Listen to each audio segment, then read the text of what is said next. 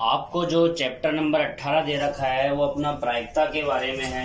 जो chapter number 18 है वो प्रायिकता के बारे में है। कक्षा 10 में ये अपना प्रश्नावली 18 रहेगी। प्रश्नावली 18 है एनसीईआरटी में। सीबीएसई की यदि बात करते हैं तो ये चैप्टर नंबर 11 में हमको मिलने को मिलेगा। आरबीएसई की बात करते हैं तो चैप्टर नंबर 18 में ये अपन को मिलेगा। प्रायिकता के बारे में आज हम बात करेंगे। आखिर प्रायिकता होती क्या है, प्रायिकता कब निकाली जाती है, प्रायिकता किस प्रकार से, कौन सी घटना, कौन सी जीतने की घटना होती है या हारने की घटना होती है या संभावना होती है, आज हम इसके बारे में पूर्ण रूप से आज इस बेसिक के बारे में अपन इसके बारे में चर्चा करेंगे। इससे जो अगली वीडियो अपनी रहने वाली है वो प्रायिकता का पार्ट 2 होगा। उसमें अपन प्रश्नावली के क्वेश्चन हल करवाएंगे। तो दोस्तों देख लीजिए, प्रायिकता में जो अपना मेन सूत्र होता है जो हर एक क्वेश्चन में लगने वाला है और अपन को याद रखना है, बहुत ही सीधा सूत्र है। प्रायिकता का जो सूत्र होता है P ऑफ E बराबर होता है अनुकूल परिणाम, अनुकूल परिणाम बटा कुल परिणाम। ये दोस्तों अपन को सूत्र को याद रखना है, क्योंकि ये जो सूत्र है प्रत्येक क्वेश्चन में अपना लगने वाला है। अनुकूल परिणाम और कुल परिणाम देख लेते हैं कि वास्तव में अनुकूल परिणाम होता क्या है, कुल परिणाम होता क्या है, प्रायिकता जो शब्द है वो किस प्रकार से क्यों बना है, प्रायिकता वास्तव में होती क्या चीज है, उसके बारे में अपन देख लेते हैं। दोस्तों प्रायिकता वास्तव में जो होती है वो जीतने की संभावना या हारने की संभावना को हमारे सामने व्यक्त करती है। कोई भी जैसे राम खिलाड़ी है और वो क्रिकेट खेल रहा है और क्रिकेट खेलते समय उसके पास 2 बॉल रही है और 2 बॉल में उसे बोला जाता है कि यदि आप 5 रन ला पाते हो तो आपके जीतने की संभावना हो सकती है। तो दोस्तों जीतने की संभावना हो गई 5 रन में, कितनी बॉलों पर, 2 बॉलों पर। तो यहाँ पर जो संभावना हो गई है वो अपना यहाँ पर संभावना है 5 जीतने की, 5 जीतने की। तो इस प्रकार से अपन ज्ञात कर सकते हैं हारने के, जीतने के। तो यहाँ पर अपन एक पासे का एग्जाम्पल ले लेते हैं ताकि अपने यहाँ पर जो रिलेटेड है पासे से उसके बारे में भी अपन समझ सके। तो यहाँ पर अपन एक पासा ले लेते हैं। तो दोस्तों पासे में जो कुल परिणाम होते हैं वो होते हैं 6। कासे में जो कुल परिणाम अपने होते हैं वो होते हैं 6। और यहाँ पर अपन पासे के जरिए जानते हैं कि वास्तव में प्रायिकता जीतने पर क्या होती है, हारने पर क्या होती है, जीतने पर क्या इसका परिणाम रहने वाला है, हारने पर इसका परिणाम क्या रहने वाला है। आज हम इसके बारे में चर्चा करेंगे। दोस्तों सांप सीढ़ी तो सभी ने देखी होगी। तो यहाँ पर सांप सीढ़ी का कुछ मैं एक चार्ट बना देता हूँ और यहाँ पर सांप सीढ़ी से रिलेटेड अपन क्वेश्चन कर लेते हैं ताकि अपन को पता चल जाएगा कि हारने का और जीतने का चांस किस प्रकार से अपन निकालते हैं और प्रायिकता किस प्रकार से उसमें लागू होती है। तो दोस्तों इस प्रकार से अपन ने ये बॉक्स बना लिया और मैंने कह दिया यदि आपके 3 आ जाते हैं तो आप हार के नीचे चले जाओगे और यदि आपके 5 आ जाते हैं तब भी आप नीचे चले जाओगे। अर्थात मैंने कहा कि यदि 3 आपके पासे को उछालने पर आते हैं और 5 आते हैं तो आप हार जाओगे। अर्थात अपन ये कह सकते हैं कि एक पासे को उछाला गया और यदि उस पर 3 आ जाता है तो भी हम नीचे चले जाएंगे और 5 आ जाएगा तो भी हम नीचे चले जाएंगे। तो यहाँ पर अपन क्या कह सकते हैं कि यहाँ पर जो हारने की जो प्रायिकता है वो हारने की जो संभावना है वो 2 बन रही है। कितनी बन रही है? 2। एक तो 3 पर और एक 5 पर। तो यहाँ पर हारने की जो संभावना है वो 2/6 हो जाएगी, क्योंकि कुल परिणाम कितने होते हैं? 6। दोस्तों जो कुल होता है, हमेशा जो कुल होता है, चाहे अपन क्लास में अपने विद्यार्थियों की बात कर ले, चाहे अपन यहाँ पर पूरी वर्ल्ड यहाँ पर संसार की बात कर ले, क्योंकि जितनी भी जनरेशन या परसेंटेज में निकाली जाए या अपनी क्लास के विद्यार्थियों की परसेंटेज निकाली जाए तो कुल अंक हमेशा नीचे रहते हैं। तो यहाँ पर जो कुल परिणाम है वो 6 और हारने की जो प्रायिकता है वो 2। तो दोस्तों इसमें जीतने की कितनी होगी? 4। कितनी होगी? 4। या तो 1 आ जाए या 2 आ जाए या क्या आ जाए? 4 आ जाए या 6 आ जाए। तो जीतने के कितने चांस हो गए? 4। तो जीतने के 4 चांस हो गए। किस में से हुए? वही 6 परिणामों में से। 6 परिणामों में से जीतने कितने चांस हो गए? 4। या तो 1 आ जाए या 2 आ जाए या 4 आ जाए या 6 आ जाए। इसी प्रकार से हारने के चांस कितने हो गए? 2। एक तो 3 पर और एक 5 पर, तो यहाँ पर हारने के चांस कितने हो गए? 2। हुआ तो 6 में से ही है, हुआ तो 6 में से ही है, क्योंकि 6 में से ही तो अपन वो पासा लेके आएगा ना अंक। 6 में से या तो 3 आ जाए या 5 आ जाए तो हार रहा है, और हारने के चांस यहाँ पर 2 हो गए। तो दोस्तों आपको यहाँ पर एक बात और, यहाँ पर अपन ताश की बात करते हैं तो ताश में जो पत्ते होते हैं वो टोटल 52 होते हैं। मैं कहता हूं कि इसमें इक्के आने की प्रायिकता, ताश में इक्के आने की प्रायिकता, तो वास्तव में दोस्त हम सभी जानते हैं कि ताश में जो इक्के होते हैं वो कितने होते हैं? 4। तो 4 इक्के होते हैं। यदि आपके इक्के आता है, क्योंकि आपको कंडीशन दे दी गई है एग्जामिनर द्वारा, यदि ये कंडीशन दे दी जाती है कि इक्का आने की प्रायिकता, तो इक्का आने की जो प्रायिकता है वो 4 है, क्योंकि 4 यहाँ पर, अब इक्का कोई सा भी हो सकता है, क्योंकि अपन से उसने नहीं कहा है कि इक्का आप लाल रंग का लेके आओ, इक्का आप काले रंग का लेके आओ, इक्का आप चिड़ी का लेके आओ, हुक्म का लेके आओ, किसी का लेके आओ, पान का लेके आओ, ये अपन से बिल्कुल नहीं कहा है। तो यहाँ पर अपन जो जीतने की जो प्रायिकता हो गई वो 4, और टोटल पत्ते कितने हैं? 52। क्योंकि मैं बार बार कह रहा हूँ कुल हमेशा नीचे लिखना है, कुल हमेशा नीचे लिखना है। दोस्तों जब 4 जीतने की प्रायिकता है तो बाकी बच्चे हारने की होगी, तो 52 में से 4 गए तो 48, मतलब 48 तो अपने हारने के हैं। चाहे वो इक्के की जगह कोई सा पत्ता आ जाए वो 48 में से होगा, 48 में से होगा। 4 तो यदि इक्के आ जाते हैं तो अपन जीत रहे हैं, बाकी बच्चे 48। लेकिन ये 48 पे किस में से है? 52 में से। ये 48 पत्ते भी किस में से हैं? 52 में से। तो दोस्तों मैं इस पूरी डिटेल से आपको एक बात बताना चाह रहा हूं कि यहाँ पर मैंने एक बात कही, जीतने की और हारने की, ये बात जीतने की और ये हारने की, ये बात जीतने की और ये हारने की। देख लेते हैं कि इसका योग कितना होता है। दोस्तों लैसे लेते हैं तो 6 आ जाता है, 4 का 4 आ गया और 2 का 2 आ गया, 4 और 2 कितने हो जाते हैं? 6। 4 और 2 कितने हो जाते हैं? 6। 6 में 6 का भाग देते हैं तो कितना आ जाता है? 1। इसलिए मैं कह सकता हूं, ये मैं नहीं कह रहा हूं, ये अपनी मेथड के लिए, ये अपने बनाई गई जो बुक है, या फिर अपने जो पिछले जो पूर्वज जो आचार्य रहे हैं वो कह रहे हैं कि यहाँ पर जीतने और हारने की जो प्रायिकता का योग होता है वो कितना होता है? 1। और अपन ने यहाँ पर प्रूफ भी कर दिया कि जीतने और हारने की प्रायिकता का योग हमेशा कितना होता है? 1। यहाँ पर भी जीतने और हारने की प्रायिकता का योग यदि 1 है तो अपना प्रूफ बिल्कुल सत्य होगा। तो यहाँ पर 52 आ गया, और दोस्तों 48 और 4 भी कितने होते हैं? 52। 52 से 52 घटाओ और 1 आ गया। क्या आ गया? 1। तो यहाँ पर अपन कह सकते हैं जीतने और हारने की प्रायिकता जो होती है वो 1 होती है। तो इससे एक सूत्र निकल के आ रहा है कि जीतने और नहीं जीतने की प्रायिकता का जो योग होता है, प्रायिकता का जो योग होता है वो कितना होता है दोस्तों? 1 होता है। कितना होता है? 1। या फिर कह दो किसी काम का होना या नहीं होना, उसका भी योग कितना होता है? 1। किसी काम पर जीतना या नहीं जीतना, उसका भी योग क्या? 1। मतलब कोई भी घटना होना नहीं होना, उसका योग हमेशा कितना होता है? 1। तो दोस्तों फिर अपन एग्जाम में गलती क्यों कर आते हैं कि वहां पर अपना आंसर 1 से ज्यादा है? अरे जब यहाँ पर आपको बात ही क्लियर करवा दी है कि भाई पूरे संसार में किसी चीज का होना या नहीं होना, संसार की बात कर रहा हूं दोस्तों मैं, यहाँ पर मैं पढ़ाने की भी बात नहीं कर रहा हूं, क्योंकि आज का जो हम सीखने वाले हैं वो बेसिक सीखने वाले हैं। क्या सीखने वाले हैं? बेसिक। क्योंकि बेसिक का मतलब ही होता है कि बेसिक में क्या क्या ऐसी चीजें बताई जा रही है जो बुक से भी बाहर हो। तो मैंने क्या कहा कि संसार में कोई सी भी ऐसी चीज जो हो रही है या नहीं हो रही है, उसका योग हमेशा कितना होता है? 1 होता है। कितना होता है? 1। तो यहाँ पर किसी काम का, अब देखो एग्जाम में कैसे भी आ सकता है। राम के जीतने की प्रायिकता आपको दे रखी है 0.5। क्या दे रखी है? 0.5। तो नहीं की ज्ञात कीजिए भाई साहब, नहीं की ज्ञात कीजिए। अब अपन चक्कर में पड़ रहे हैं भाई साहब, जीतने की दे रखी है, नहीं की कैसे ज्ञात करें? अरे मैंने कहा है कि जीतना और नहीं जीतना उसका योग 1 होता है। अरे हम पागल क्यों रहे हैं? इस 0.5 को इधर घटाओ और अपना आंसर लेके आओ। ये प्लस का है, उधर जाएगा तो माइनस का, और अपना आंसर आ गया 0.5। कितना आ गया? 0.5।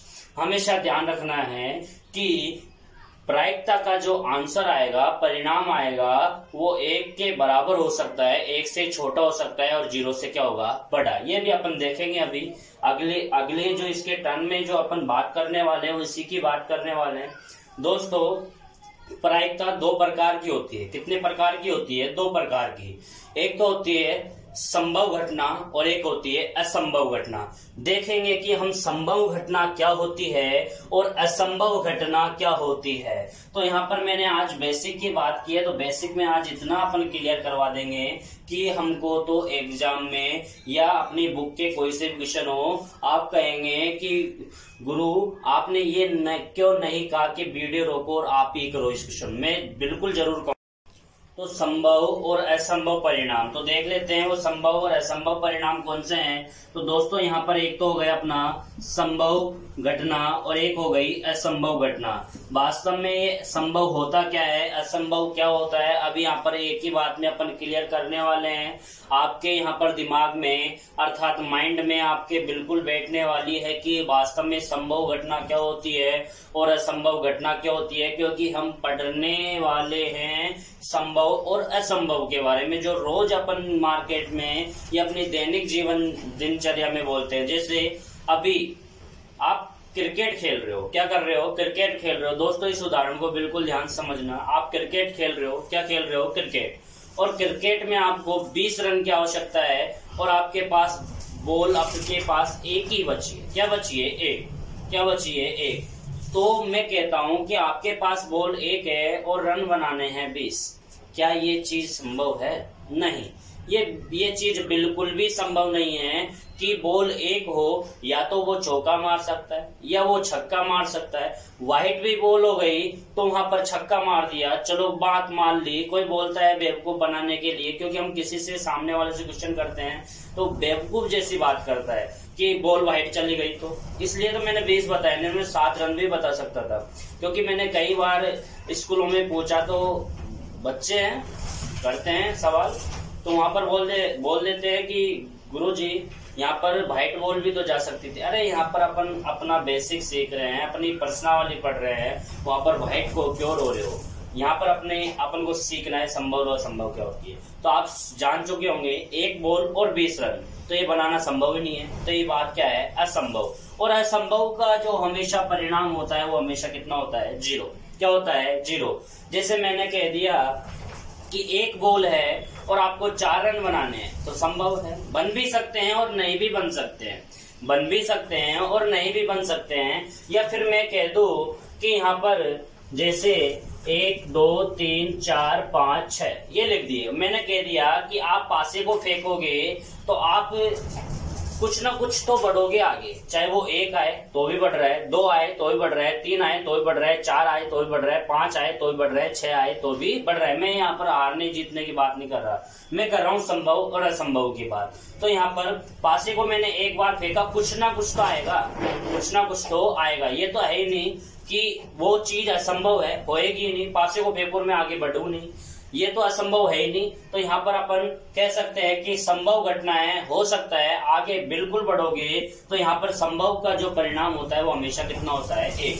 कितना होता है, 1। या फिर ऐसे कह दो ना कि एक बॉल बच रही है, या बॉल की बात मत करो और चीज की बात कर लो। यहाँ पर मैंने कह दिया एक सिक्का मैंने उछाला और वहां पर आपके चित या पट में से कुछ ना कुछ तो आने वाला है, कुछ ना कुछ तो आने वाला है। तो बिल्कुल सही बात है, संभव घटना है, कुछ ना कुछ तो आएगा। सामने वाले ने कह दिया कि चित आए तो भी तेरा, पट आए तो भी तेरा। मैं जीतने हारने की बात नहीं कर रहा यहाँ पर। ये तो है नहीं कि मैंने सिक्का उछलाया और हवा में गायब, असंभव है, कुछ आएगा ही नहीं।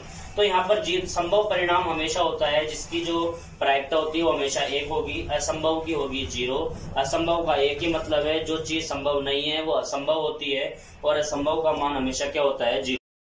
तो सबसे पहला पॉइंट है अपना पासा का।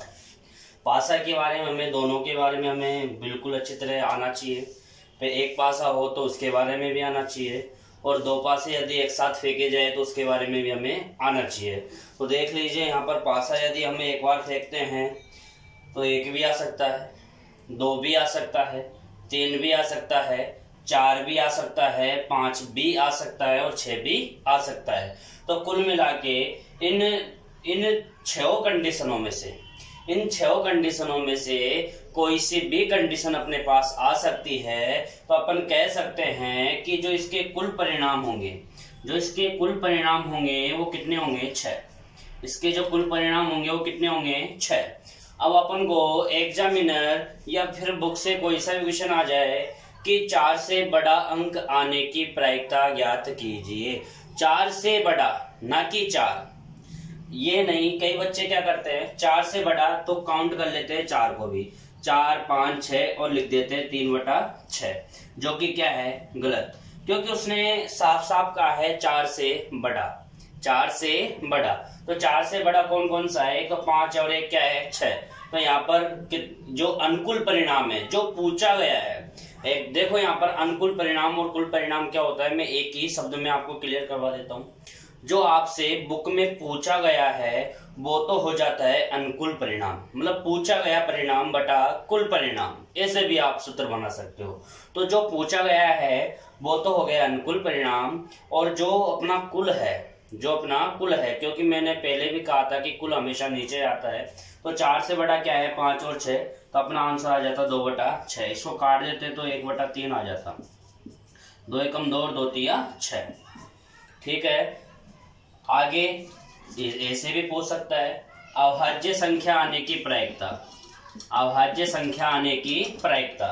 तो हमें दोस्तों एक बात का ध्यान रखना है कि एक पासा उछाला जा रहा है तो नीचे तो 6 आएगा ही आएगा, एक पासा उछाला जा रहा है, क्योंकि इसके जो कुल परिणाम होते हैं वो 6 होते हैं। कितने होते हैं 6। इसके जो कुल परिणाम होते हैं वो कितने होते हैं 6। एक पासा उछाला जा रहा है 6, अभाज्य संख्या आने की प्रायिकता ज्ञात करवा रहा है। तो दोस्तों कई बच्चे कर देते हैं 1, 3, 5, ये अभाज्य संख्या है, जो कि क्या है गलत, क्योंकि एक तो ना तो भाज्य होती है ना अभाज्य होती है, एक ना तो भाज्य होती है ना ही अभाज्य होती है। तो यहाँ पर अपन देख लेते हैं अभाज्य संख्या एक तो 2 होगी, एक 3 होगी और एक 5 होगी। क्यों होगी ये भी मैं बता देता हूँ। अभाज्य संख्या वो होती है जिसमें स्वयं का भाग जाता हो और किसी संख्या का भाग ना जाता हो। तो 2 में 2 का ही भाग जाता है, 3 में 3 का ही जाता है और 5 में 5 का ही जाता है और किसी संख्या का भाग नहीं जाता। 4 इसलिए नहीं ली क्योंकि 4 में 4 का भी जाता है और 2 का भी जाता है, 6 में 2 का भी जाता है, 3 का भी जाता है और 6 खुद का भी जाता है, तो ये भी नहीं लेंगे। अपनी हो जाएगी संख्या 2, 3 और 5। इसलिए जो अपना आंसर आएगा 3 संख्या ऐसी अभाज्य संख्या जो पूछा गया है। पूछा क्या गया है अभाज्य संख्या, तो अभाज्य संख्या एक तो 1, 2, 3, तो 3/6। तो एग्जाम में कुछ भी पूछ लिया जाए, क्योंकि एग्जामिनर कोई जरूर नहीं है कि आपके बुक से एक क्वेश्चन उठा के बोल दे कि एक पासे को उछाला जा रहा है विषम संख्या आने की प्रायिकता, तो विषम संख्या 1, 3, 5, आंसर हो जाता 3/6। बिल्कुल देखते ही आंसर आना चाहिए। पूछ लेता सम संख्या होने की प्रायिकता, तो 2, 4, 6, तो अपना आंसर वही 3/6 रहता। पूछ लेता कि 3 से बड़ा अंक आने की प्रायिकता, तो 4, 5, 6, 3/6। पूछ लेता 3 के बराबर और 3 से बड़ा अंक आने की प्रायिकता, या फिर ये भी कह सकता था 3 या 3 से बड़ा, तो 3 या 3 भी काउंट होगा, 3 भी तो बोल दिया उसने, 3 या 3 से बड़ा 3 भी तो बोला है। तो यहाँ पर अपना आंसर होता 1, 2, 3, 4, 4/6, अपना आंसर होता 4/6। तो इस प्रकार से बहुत ही सीधा है एक पासे का। तो और यहाँ पर आपको इतनी बड़ी कंडीशनें दिख रही है 2 पासे की, यदि हम बात करते हैं तो कितने पासे की बात करते हैं 2 पासे की। एक पासे का बहुत ही सिंपल है क्वेश्चन, इतना हार्ड क्वेश्चन कोई सा भी नहीं बनेगा। मैंने जो बताया उसमें से बिल्कुल बाहर नहीं जाने वाला है, चाहे अपन बुक खोल के भी अपने इसके क्वेश्चन बाद में देख लेंगे अगली वीडियो में।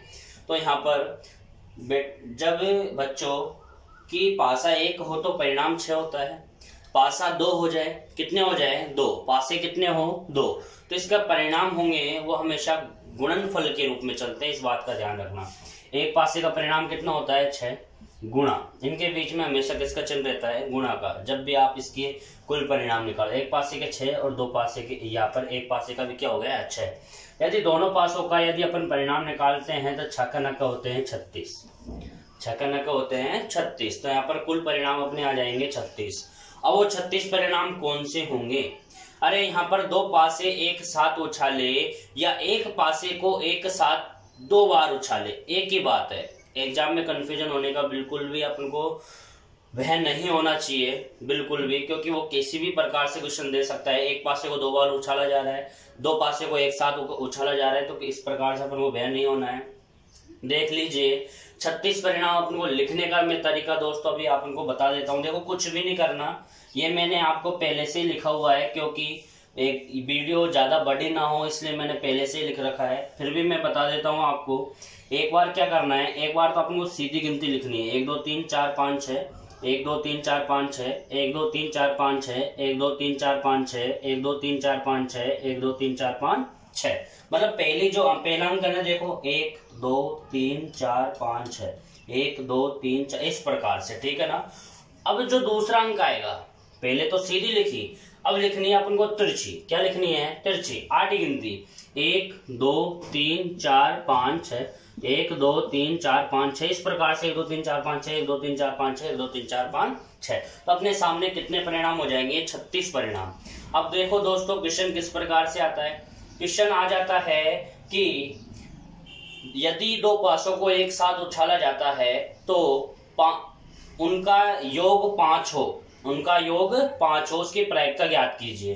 तो दोस्तों योग 5 हो, एक बात का ध्यान रखना, एक अंक को ढूंढ लीजिए, बस एक कॉलम को ढूंढ लीजिए, एक बॉक्स को ढूंढ लीजिए, बाकी सब तिरछा होगा उसका, इस बात का ध्यान रखना है। तो देखो हमने ढूंढ लिया 4 और 1 5, क्योंकि इसका योग कितना है? 5, ये देखना है अपन को। अब अपन को जो भी परिणाम मिलने वाले हैं वो इसके सामने मिलेंगे। देखो 4 और 1 5, 3 और 2 5, 2 और 3 5, और 1 और 4 5। तो ऐसे कितने परिणाम हो गए? 1 2 3 4। तो अपना आंसर क्या होता? 4। और टोटल तो हमेशा नीचे आता है, टोटल कितना है? 36। तो अपना आंसर हो जाए 4/36। इसको काट देते तो 1/9 हो जाता, ठीक है। तो इसी प्रकार से क्वेश्चन आपको पूछे जाएंगे। आगे पूछ लेता आपको कि 8 आने की प्रायिकता। क्या आने की प्रायिकता? 8। तो दोस्तों बस एक चीज, एक संख्या ढूंढ लो बस। तो मैंने ये ढूंढ ली 6 और 2 8। अब इसके बिल्कुल इसके तीर, मतलब जो तीर चलता है ना सीधा, उसके तरीके से चलो। 6 और 2 8, 5 और 3 8, 4 और 4 8, 3 और 5 8, 2 और 6 8। तो कितने हो गए? 1 2 3 4 5। तो अपना आंसर होता 5/36। कितना होता है? 5/36। मतलब जो अनुकूल आए उसको डालो यहाँ पर, 5/36। अब पूछ लेता आपको कि यदि दो पासों को उछाला जाता है और दोनों पासों पर समान संख्या आने की प्रायिकता। अरे समान कहाँ पर दिख रही है? वही अपना आंसर हो जाएगा। समान देखो, एक तो 1 1 दिख रही है, 1 2 2 दिख रही है, मतलब तिरछा चले जाओ सब दिख जाएगा आपको। 1 1 2 2 3 3 4 4 5 5 और 6 6। क्योंकि मैं नहीं कहूंगा कि आपको समान दिख रहा है, दिख रहा है, वास्तव में दिख रहा है, वास्तव में दिख रहा है। तो यहाँ पर 1 2 3 4 5 6। तो अपना आंसर हो जाता 6/36। तो इस प्रकार से इसको यदि काटते हैं तो वही 1/6 अपना आंसर आ जाता। आगे बात करते हैं। तो आगे इस प्रकार से यदि अपन बात करेंगे तो समान संख्या का पूछ सकता है। और एक और चीज कि असंभव घटनाएं मैं बताता हूँ इसके अंदर, असंभव के बारे में इसके अंदर अपन और भी अच्छी बात कर पाएंगे असंभव घटना के बारे में। यदि आपसे पूछ लिया कि दो पासों को एक साथ उछाला जाता है और उनका योग 13 होने की प्रायिकता। क्या? 13 होने की प्रायिकता। देख लीजिए दोस्तों, या तो इसका मिनिमम योग होता है 1 और 1 2, और या अधिकतम योग होता है 6 और 6 12। और बात ही अपन से 13 की कर रहा है, बात ही अपन से कितने कर रहा है? 13 की। तो यहाँ पर तो इसका जो योग 13 बता रहा है वो एक असंभव परिणाम है, क्योंकि कभी भी दो पासों को उछालेंगे तो उसका योग कभी भी 13 नहीं आएगा। इस पूरे 36 परिणामों से जो अपन से पूछा गया है वो बाहर है। क्या है? बाहर। और जब भी कोई चीज होने की संभावना नहीं होती है तो उसका जो परिणाम होता है वो हमेशा 0 होता है। क्या होता है? 0।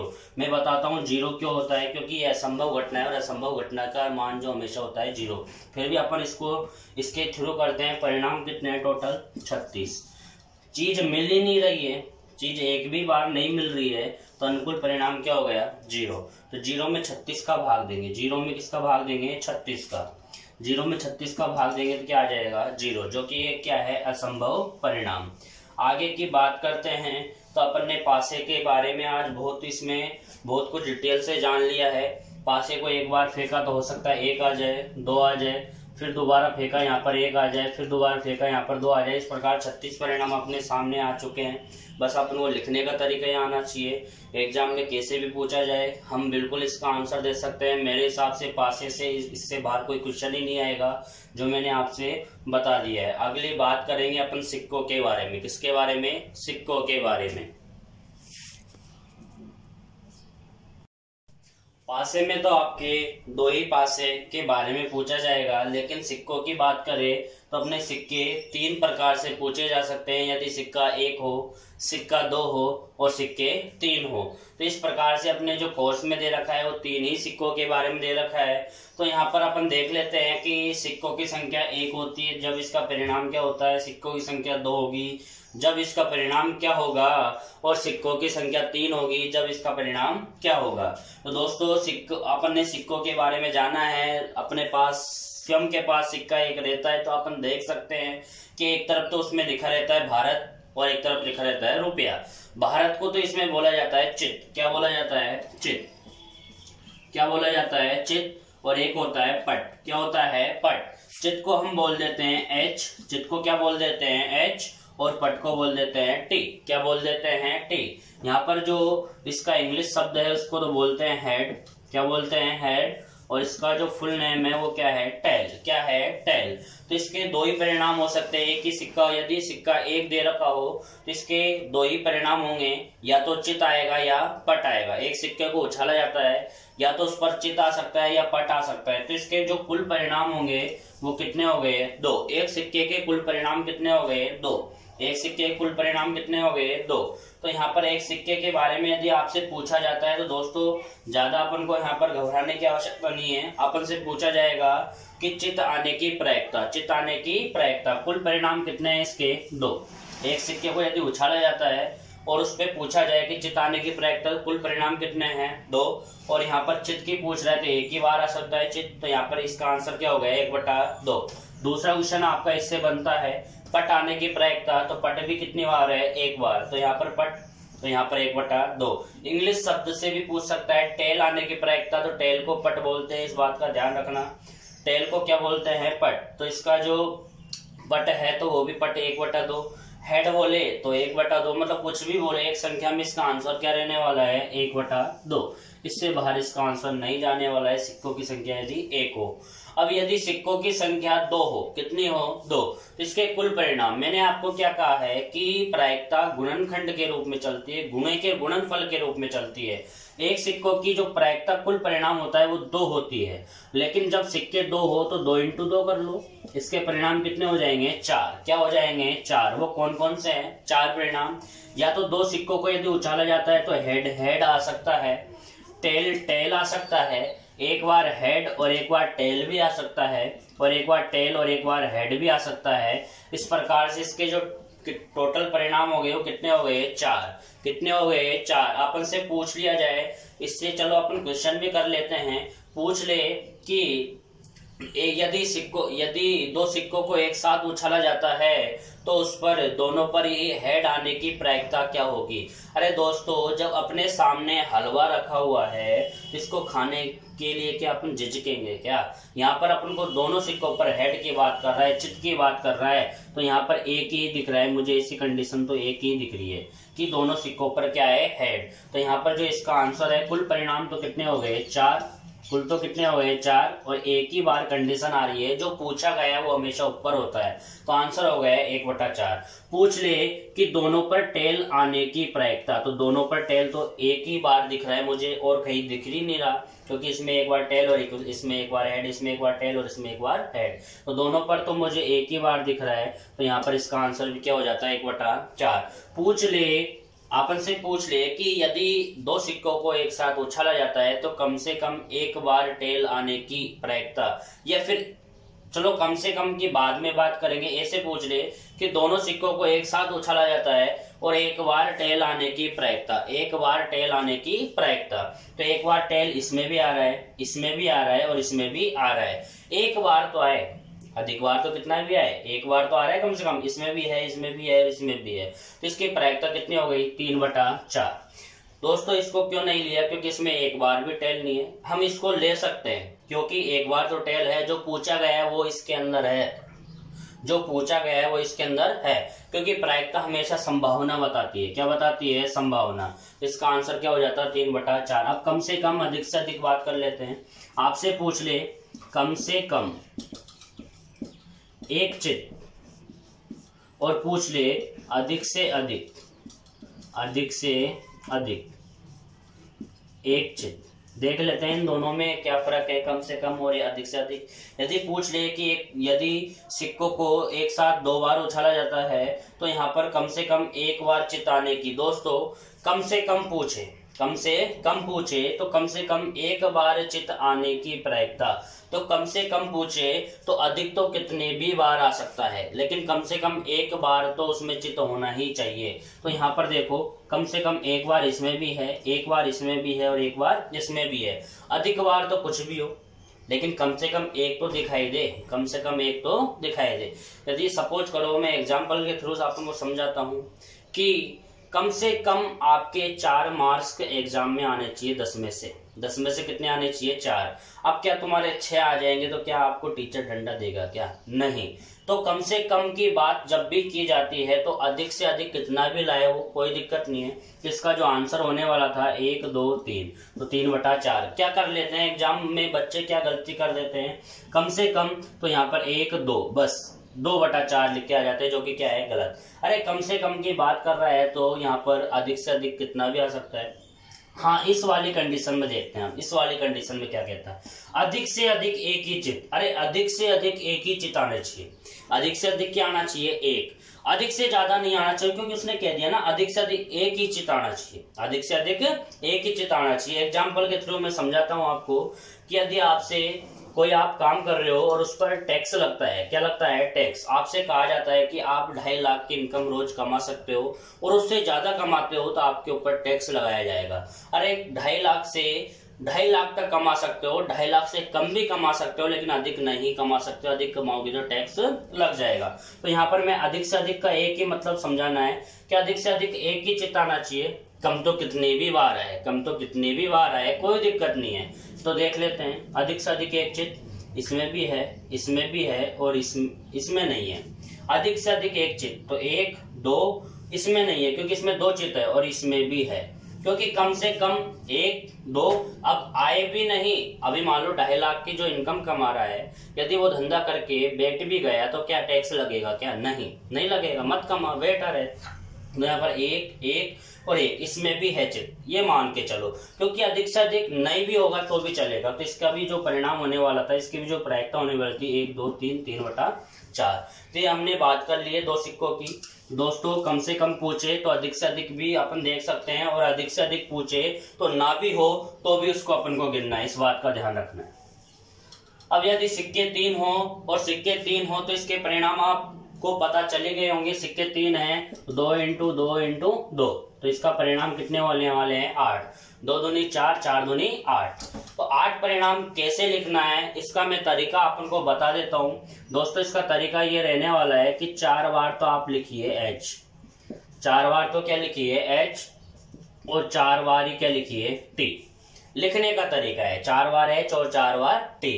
फिर लिखिए 2 बार हेड और 2 बार टेल, 2 बार हेड और 2 बार टेल, इस प्रकार से। और फिर लिखिए 1 बार हेड, 1 बार टेल, 1 बार हेड, 1 बार टेल, 1 बार हेड और 1 बार टेल। कुछ भी नहीं किया है, 4 4 2 2 2 2 1 1 1 1 1, मतलब 4 बार H 4 बार T, 2 बार H 2 बार T, 1 बार H 1 बार T। इस प्रकार से अपने टोटल परिणाम कितने हो गए? 8। कितने हो गए? 8। अब इसमें भी आपसे पूछा जाता है कि 3 सिक्कों को एक साथ उछाला जाता है या 1 सिक्के को 3 बार उछाला जाता है, तीनों सिक्कों पर चित आने की प्रायिकता या हेड आने की प्रायिकता। तो हमें तीनों सिक्कों पर एक ही कंडीशन दिख रही है, तो इसका आंसर क्या हो जाता है? 1/8, क्योंकि 8 तो हमेशा नीचे आने ही वाला है। अपन से पूछ लिया जाता कि तीनों सिक्कों पर टेल आने की प्रायिकता, तो तीनों सिक्कों पर टेल तो हमें एक ही बार दिख रहा है, तो इसका आंसर भी क्या हो जाता है? 1/8।